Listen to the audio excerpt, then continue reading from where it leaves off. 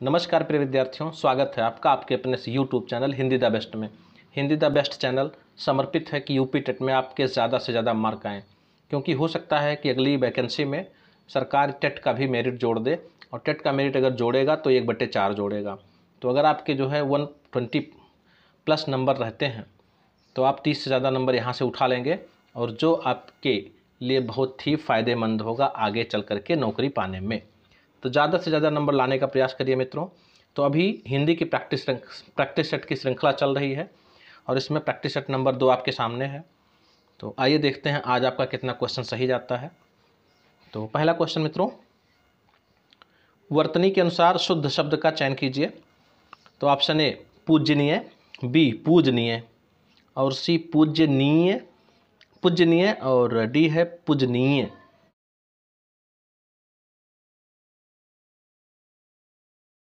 तो correct answer हो जाएगा मित्रों इसका ऑप्शन बी पूजनीय, क्योंकि या तो पूजनीय लिखा जाता है या फिर पूज्य लिखा जाता है, ना कि और ऑप्शंस। तो इसलिए ऑप्शन ए, सी और डी गलत है, बी सही आपका। 32वां प्रश्न मित्रों, यहाँ पर जो है क्रम 31-32 इसलिए दिया गया है क्योंकि 31 से 60 तक आपका हिंदी भाग रहता है हर पेपर में, यूपी टेट के या किसी भी टेट एग्जाम में। इसलिए जो है क्रम वही दिया गया है, जिससे फिर आइंदा आपको कोई दिक्कत ना हो। तो 32वां प्रश्न, जिसका जन्म पहले हुआ हो उसके लिए एक शब्द जो उपयुक्त हो लिखिए। तो ऑप्शन ए अनुज, बी द्विज, सी अग्रज और डी सर्वज्ञ।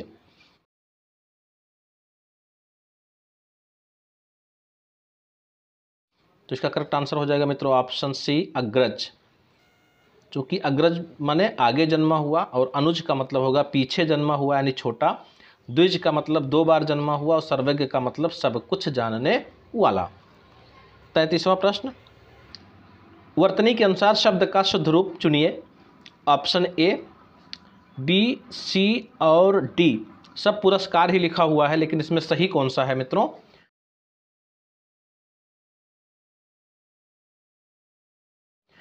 तो सही हो जाएगा आपका ऑप्शन डी पुरस्कार। और यह भी जान लीजिए, इसको याद करने का तरीका, आप जैसे नमस्कार कहे तो इसे पुरस्कार, पुराधनकार, नमाधनकार, और यहाँ पर जो है इस तरह से जुड़ता है ये, तो यहाँ पर विसर्ग का छोटा सा हो जाता है। 34वां प्रश्न, सजावट शब्द का प्रत्यय बताइए। बहुत ही आसान शब्द मित्रों, इसमें आपको प्रत्यय बताना है, और प्रत्यय जानते ही हो आप कहाँ जुड़ते हैं, किसी भी शब्द के बाद में जुड़ते हैं और उसके अर्थ की विशेषता को और बढ़ा देते हैं। तो ऑप्शन ए आओ, बी आवट, सी आहट, डी टा।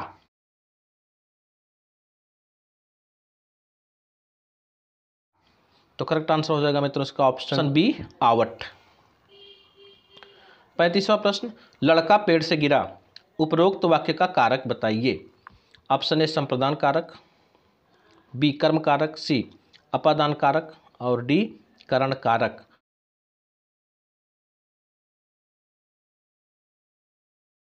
तो मित्रों जहाँ से कोई चीज़ अलग होती है वहाँ आप जानते ही हैं, तो इसका ऑप्शन हो जाएगा ऑप्शन सी अपादान कारक। जब भी कोई चीज़ कहीं से अलग होती है तो वहाँ पे अपादान कारक होता है, और अगर विभक्त की बात करें तो विभक्त लगती है आपकी पंचमी। 36वां प्रश्न, चौराहा कौन सा समास है?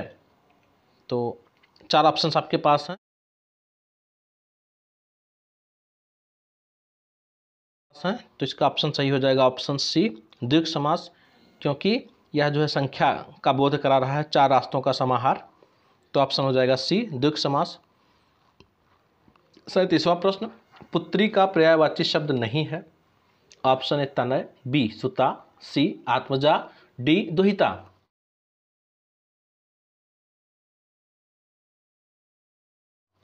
तो करेक्ट आंसर हो जाएगा मित्रों इसका आपका ऑप्शन ए तनय। अगर मित्रों इसी तनय की जगह तनया लिखा होता तो पुत्री के सारे पर्यायवाची शब्द हो जाते। तो इसलिए इसमें अकारांत है, इसलिए पुल्लिंग का कार्य कर रहा है, पुत्र होगा इसका पर्यायवाची तनय का। 38वां प्रश्न, निम्नलिखित में से कौन सा शब्द कमल का पर्यायवाची शब्द नहीं है? ऑप्शन ए सरोज, बी अरविंद, सी सलिल, डी पंकज।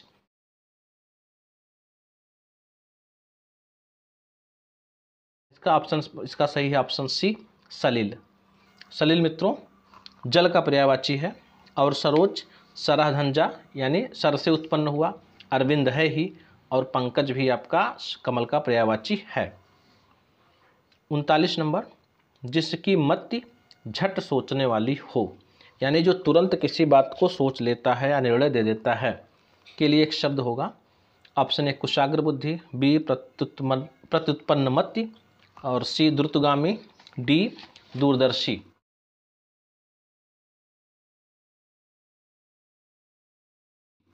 तो करेक्ट आंसर हो जाएगा मित्रों इसका ऑप्शन बी प्रत्युत्पन्न मति।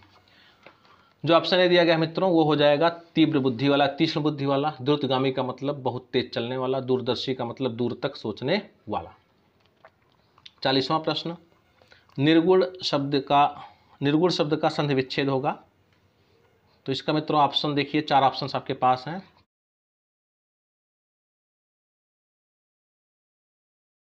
तो इसका ऑप्शन सही हो जाएगा ऑप्शन सी निधन गुण, निर्गुण। और अब जानते हैं जब विसर्ग ई के रूप में, ऊ के रूप में होता है और उसके बाद तीसरा वर्ण पाया जाता है तो विसर्ग का क्या हो जाता है, रा हो जाता है। तो ऑप्शन हो जाएगा इसका ऑप्शन सी निधन गुण। 41वां प्रश्न, निम्नलिखित शब्दों के दिए गए विकल्पों में से तत्सम शब्द का चयन कीजिए। तो इसमें मित्रों जो 4 ऑप्शन आपके पास दिए गए हैं तो तत्सम शब्द हो जाएगा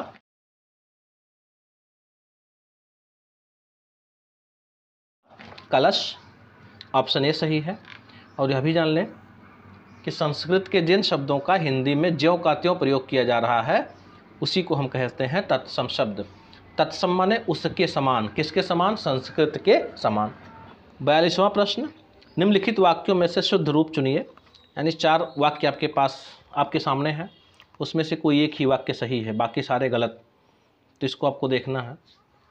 तो ऑप्शन ए है हमारी सौभाग्यवती कन्या का विवाह होने जा रहा है, बी है हमारी आयुष्मती कन्या का विवाह होने जा रहा है, सी हमारी सौभाग्यवती कन्या का विवाह होने जा रही है, और डी हमारी आयुष्मती कन्या की विवाह होने जा रहा है।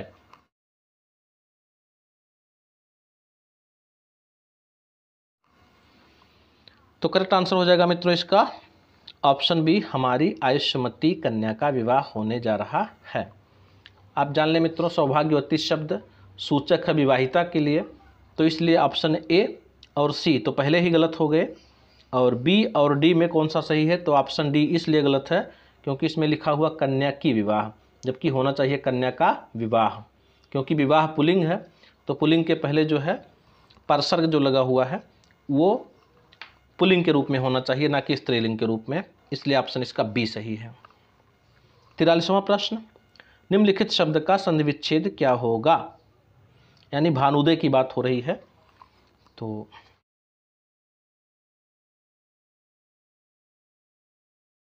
इसका करेक्ट आंसर हो जाएगा मित्रों ऑप्शन ए भानुधन उदय, क्योंकि सूर्य का पर्यायवाची भानु न कि भानु, इसलिए भानु रहेगा और उदय मतलब उगना। 44वां प्रश्न, फिर 4 वाक्य आपके सामने हैं, कोई एक ही वाक्य सही है और कौन सा सही है ये आपको बताना है।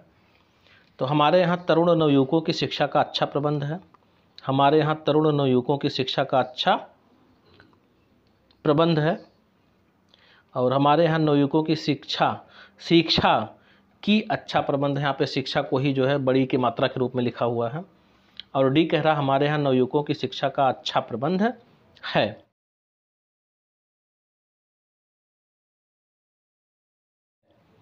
तो इसमें से आपको मित्रों करेक्ट आंसर चुनना है। तो करेक्ट आंसर हो जाएगा ऑप्शन डी हमारे यहाँ नवयुवकों की शिक्षा का अच्छा प्रबंध है। और बाकी देखिए ऑप्शन ए और बी तो पहले ही गलत हो गए, और गलत ये क्यों है क्योंकि यहाँ पे तरुण और नवयुवक दोनों लिखा हुआ है, और तरुण और नवयुवक दोनों नहीं चलेगा, एक ही शब्द होना चाहिए था। 45वां प्रश्न, जो शब्द धन का पर्यायवाची नहीं है उसे चुनिए, यानी इसमें दिखाना है आपको कि कौन सा ऐसा शब्द है जो धन का पर्यायवाची नहीं है। ऑप्शन ए द्रव्य, बी द्रव, सी संपदा, डी दौलत। बहुत ही आसान क्वेश्चन मित्रों, बिल्कुल सबका सही गया होगा, फिर भी मिला लीजिए आप।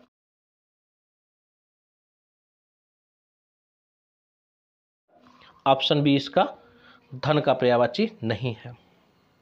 46 नंबर, लोगों ने शोरगुल करके डाकुओं को भगाया, तो उपरोक्त वाक्य में कारक बताइए।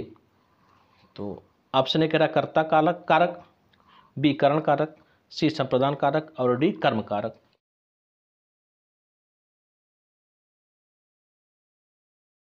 तो इसका करेक्ट आंसर हो जाएगा मित्रों आपका ऑप्शन डी कर्म कारक, यानी डाकुओं को भगाएगा। किसको भगाएगा? डाकुओं को। तो यहाँ पे कर्म आपको मिल रहा है। वैसे मित्रों प्रश्न जो है जब दिया होता कि डाकुओं को इसमें कौन सा कारक है तो ज़्यादा बेहतर था, लेकिन फिर भी आपको ऑप्शन डी ही करेक्ट करना है। 47वां प्रश्न, घुड़सवार शब्द निम्न में से क्या है? ऑप्शन ए रूढ़ शब्द, बी योग रूढ़ शब्द, सी यौगिक शब्द, डी निरर्थक शब्द।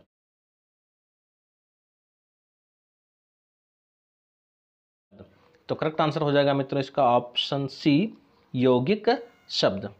आप जानते हैं कि योग रूढ़ शब्द कौन सा होता है? योग रूढ़ शब्द होता है जिसके खंड ना किए जा सकें।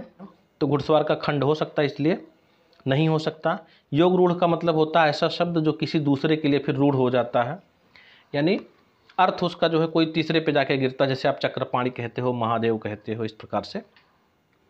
और निरर्थक तो है ही नहीं क्योंकि इसका अर्थ निकल रहा है। तो दो शब्द जहां आपस में जुड़ते हैं उसी को हम यौगिक शब्द कहते हैं।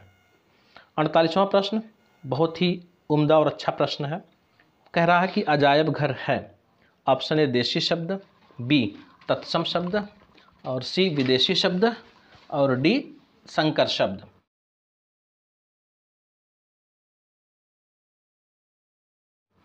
तो इसका करेक्ट आंसर हो जाएगा मित्रों ऑप्शन डी संकर शब्द। और ऐसा इसलिए होगा क्योंकि जहाँ पे दो अलग अलग भाषाओं के शब्द आपस में जुड़ करके नए शब्द का निर्माण करते हैं उसी को हम कहते हैं संकर शब्द। इसी प्रकार से आपका टिकट घर भी हो जाएगा। तो अजायब घर में अजायब फारसी शब्द है और घर हिंदी शब्द है, तो दोनों को मिला करके एक शब्द बना हुआ है, इसलिए इसका आंसर सही हो जाएगा डी संकर शब्द। 49वां प्रश्न, आचार का विलोम शब्द है। तो आचार का जो विलोम हो जाएगा मित्रों ऑप्शन ए कह रहा अनाचार, बी अनाचार, सी अत्याचार और डी विचार।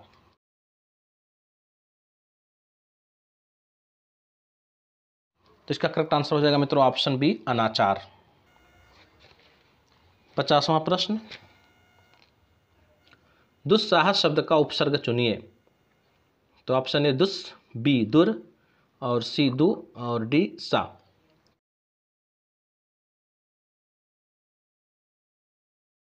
तो करेक्ट आंसर हो जाएगा मित्रों इसका ऑप्शन ए दुस।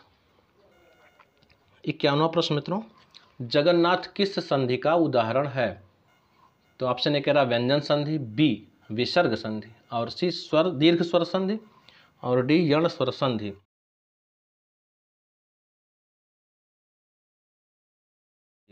तो करेक्ट आंसर हो जाएगा मित्रों इसका ऑप्शन ए व्यंजन संधि, क्योंकि जब इसको तोड़ते हैं तो लिखते हैं जगत धन नाथ। 52 प्रश्न, मोर का तत्सम शब्द होगा। बहुत ही आसान है मित्रों, आप संस्कृत में इसको पढ़े होंगे, लेकिन फिर भी ऑप्शन देख लीजिए। अब इसका ऑप्शन सही ऑप्शन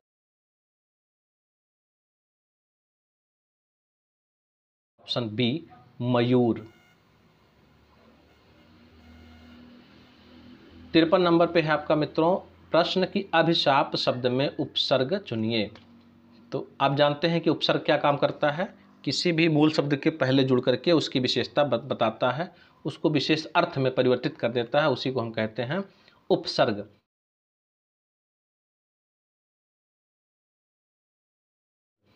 तो शाप में अभी उपसर्ग लगा हुआ है, इसलिए ऑप्शन सही है डी, ऑप्शन डी। 54 नंबर, वर्तनी के अनुसार शुद्ध रूप का चयन कीजिए।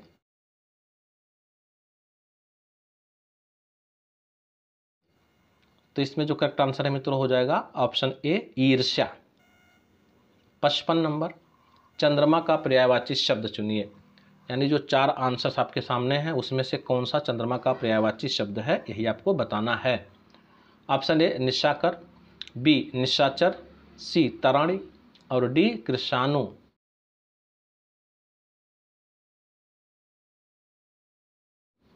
तो करेक्ट आंसर हो जाएगा मित्रों इसका ऑप्शन ए निशाकर, क्योंकि निशाचर जो है राक्षस के लिए होता है और तरण सूर्य के लिए और कृषाणु अग्नि का पर्यायवाची। 56 नंबर, महादेव का पर्यायवाची शब्द चुनिए। Option A Garudadhwaj, B Narayan, C Chandrashekhar, D Vishwambhar.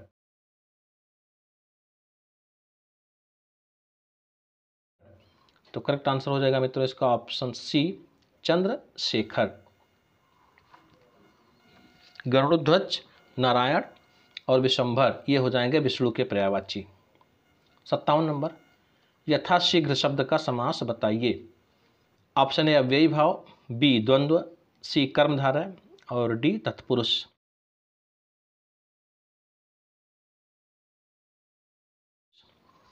तो इसका करेक्ट आंसर हो जाएगा मित्रों ऑप्शन ए अव्ययी भाव।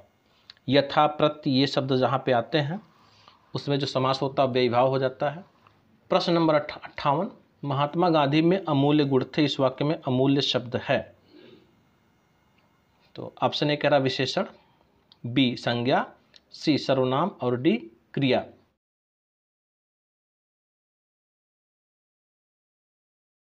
तो करेक्ट आंसर हो जाएगा मित्रों इसका ऑप्शन ए विशेषण।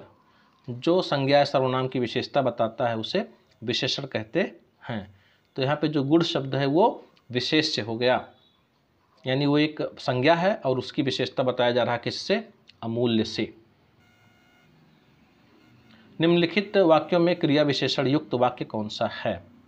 मैं कल नहीं जाऊंगा, बी यह फूल सुंदर है, सी हवा धीरे धीरे बह रही है, डी आज हम स्कूल जाएंगे।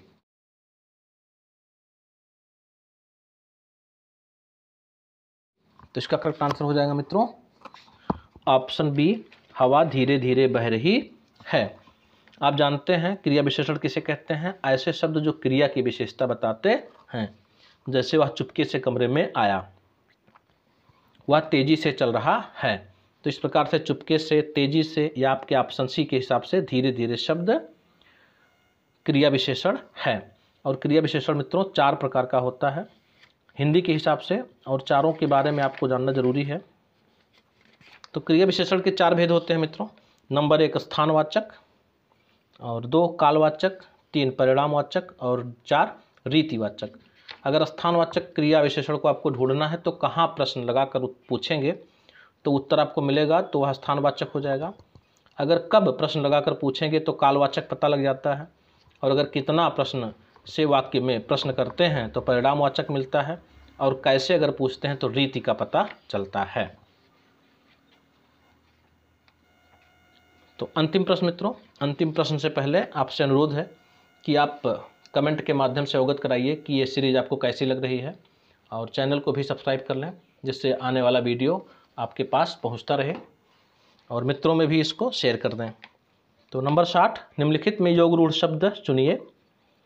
तो ऑप्शन ए कह रहा पील, बी चक्रपाण, सी दूध वाला और डी नयन।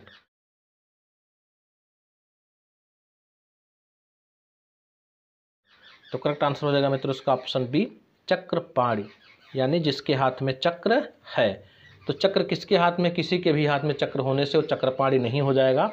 चक्रपाणी शब्द जो है रूढ़ हो गया है किसके लिए, भगवान विष्णु के लिए। तो इसका ऑप्शन बी सही है। और ऐसे ही शब्द जो है, जो योग रूढ़ शब्द होते हैं, वही बहुब्रीहि समास के उदाहरण होते हैं। तो मित्रों वीडियो देखने के लिए धन्यवाद।